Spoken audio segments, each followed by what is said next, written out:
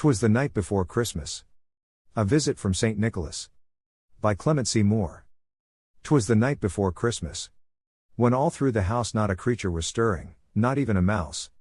The stockings were hung by the chimney with care, in hopes that St. Nicholas soon would be there. The children were nestled all snug in their beds, while visions of sugar plums danced in their heads.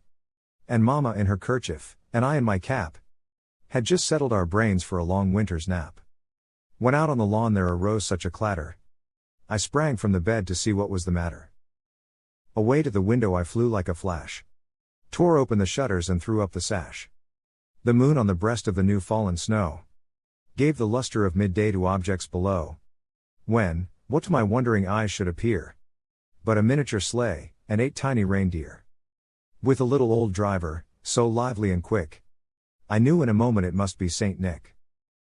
More rapid than eagles his coursers they came, and he whistled, and shouted, and called them by name. Now, Dasher!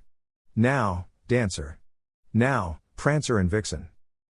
On, Comet! On, Cupid!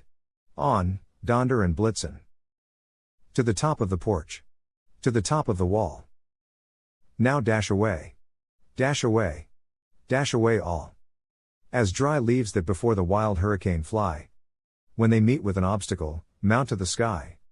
So up to the housetop the coursers they flew, with the sleigh full of toys, and St. Nicholas too. And then, in a twinkling, I heard on the roof the prancing and pawing of each little hoof. As I drew in my head, and was turning around, down the chimney St. Nicholas came with a bound. He was dressed all in fur, from his head to his foot, and his clothes were all tarnished with ashes and soot. A bundle of toys he had flung on his back, and he looked like a peddler just opening his pack. His eyes, how they twinkled! His dimples how merry! His cheeks were like roses, his nose like a cherry. His droll little mouth was drawn up like a bow, and the beard of his chin was as white as the snow. The stump of a pipe he held tight in his teeth, and the smoke it encircled his head like a wreath. He had a broad face and a little round belly that shook when he laughed, like a bowlful of jelly. He was chubby and plump, a right jolly old elf, and I laughed when I saw him, in spite of myself. A wink of his eye and a twist of his head soon gave me to know I had nothing to dread.